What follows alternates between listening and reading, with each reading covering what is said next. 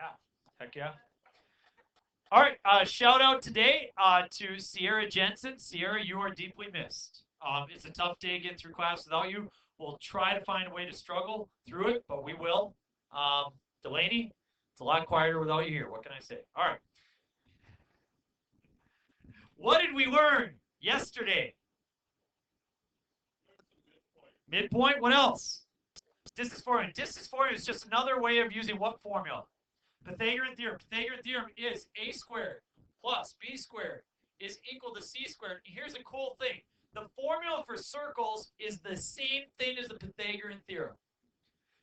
If a circle has a center of 0, 0, if it's centered around 0, 0, then the formula is a squared plus b squared. What am I doing? No, it's not. X squared plus y squared is r squared. Do you see how those are the same? It's just instead of a, b, and c, it's x, y, and r. It's the same thing. However, if the center is not 0, 0, then we change it. It's x minus h, quantity squared, plus y minus k, quantity squared, is r squared. This today looks like it's going to be super complicated. It went extraordinarily well second hour. And I think it's going to go great for you guys too. Do you remember? I'm going to try to give you some context. Do you remember this? Y minus y1 is equal to m times x minus x1.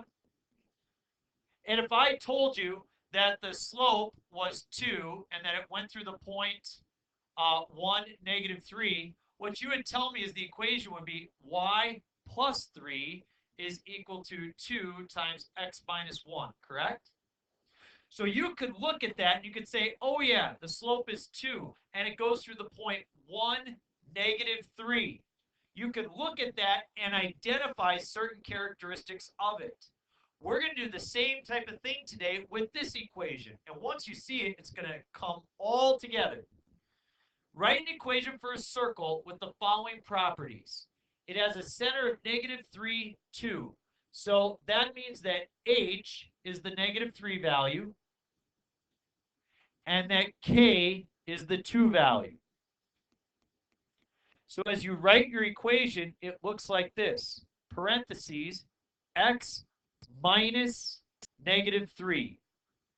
How would you write x minus negative 3? X plus 3, quantity squared, plus, now k is 2, so it's y minus 2, quantity squared, is, if the radius is 4, we square it to get 16.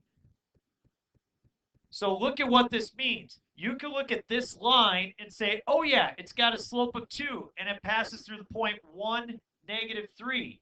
We can look at this circle and say that the center is negative 3, positive 2, and that the radius is 4. That's the information you can tell. I know it's new, but allow it to sink in.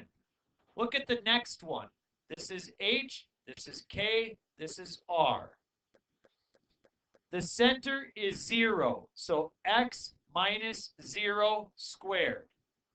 Plus, what's the next part going to be? Y plus 5 quantity squared is, what's a half times a half? A fourth. 1 over 2 times 1 over 2 is 1 over 4.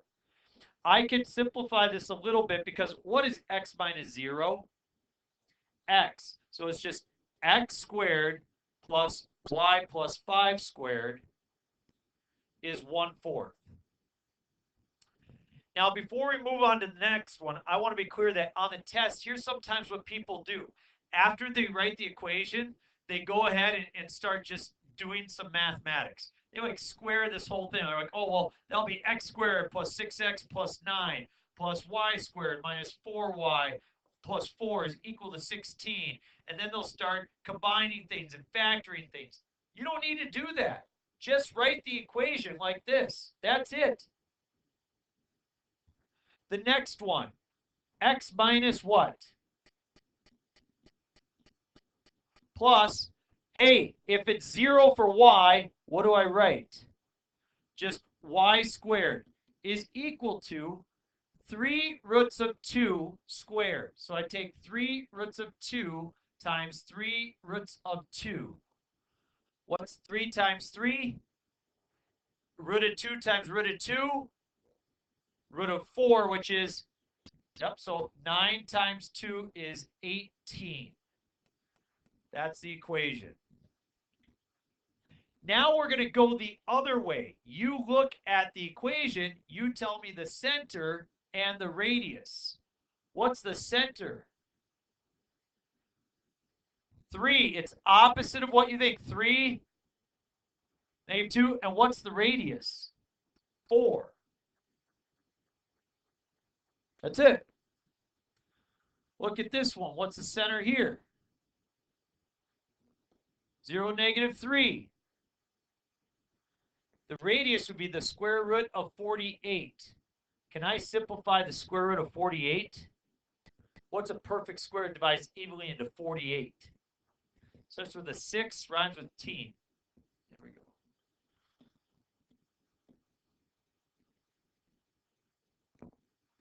So the radius is 4 roots of 3. How about letter C? What's the center? -3, 5. And then what's the radius? 7. Good. Last one. What's the center here? 7, 0. And the radius is the square root of 12. How do I simplify the square root of 12? Yep. Square root of 4, square root of 3. So 2 roots of 3. We're going to pause, and you're going to start your assignment. The slightly more complicated part is yet to follow. But this is the basics. Equations for the circle.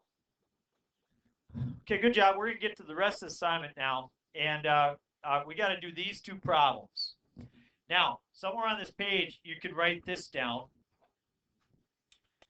X squared plus 6x plus 9. And x squared minus 14x plus 49. And x squared plus 10x plus 25. Like halfway down the page, you can write those 3 if you want. Because this is something that about half of you really haven't thought about before or looked at, okay, depending on what math class you came from. So I want to show you this piece. Does that factor? Yeah. To what? X plus 3 times x plus 3, which is x plus 3 quantity squared. Right? So we call that a perfect square. Is that a perfect square? X minus 7, that's x minus 7 squared. Is that a perfect square? X plus 5 times x plus 5, x plus 5 squared. So here's what's interesting. Here's the piece you got to focus on. Look at the relationship within the squares. If you take 6 and divide it by 2, you get squared is 9. 14 divided by 2 is 7. Squared is 49. 10 divided by 2 is squared is. We can figure out what perfect squares are by simply taking that middle one, dividing it by 2 and squaring it, which is really important for this piece right here. You see, folks, that's a circle right there. But I can't look at that circle and tell what the radius or the center is. I don't know what it is. Why? Because it's not in that nice form. So we're going to put it into that nice form. And here's how you do it. X squared minus 8x. You group the x's together. Plus y squared minus 12y. You put the y's together. And then you move the 7 to the other side. So instead of minus 7, it's going to be positive 7. And what I do is I try to make perfect squares. So this is x squared minus 8x. What number should be added on there to make a perfect square? Close. 16. You take this number and divide it by 2 to get 4. You square it to get 16. Hey, somebody once told me in algebra class that if I add something to one side of the equal sign, I have to add it to the other side of the equal sign. How about this guy? What do I add here to complete the square? 36. 12 divided by 2 is 6. Squared is 36.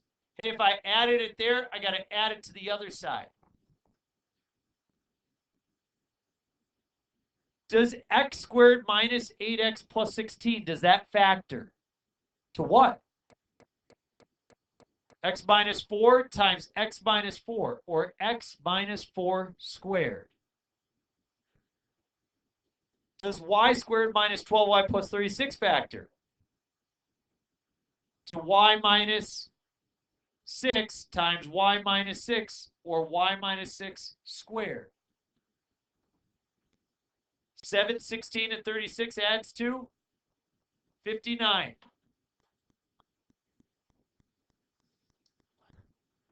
Now it's in a form that I understand. What's the center?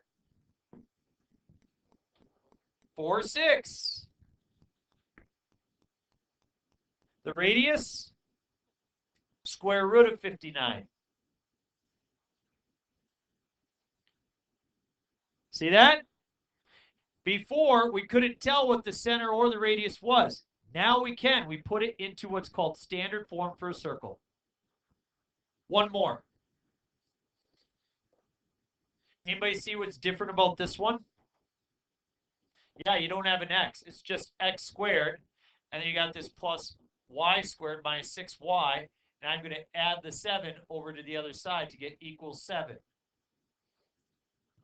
Well, guess what? If it's just x squared, that is a perfect square. You leave it alone. Anybody want to guess what the center will be for x if you just have an x squared? 0. So then I just focus on the y's. What number would you add to complete the square for the y's? 9. Why?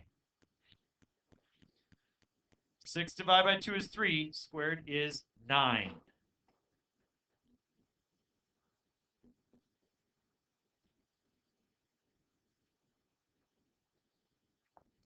So I have x squared.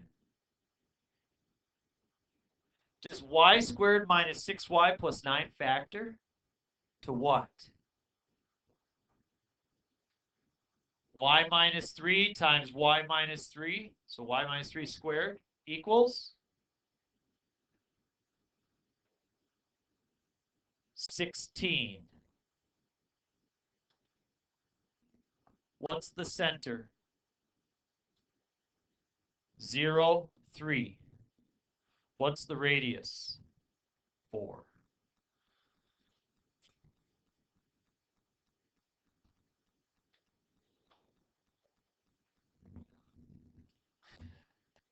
Sierra, we hope you enjoyed the video. By the way, we are having pizza in class today, and we are saving none for you. Take that.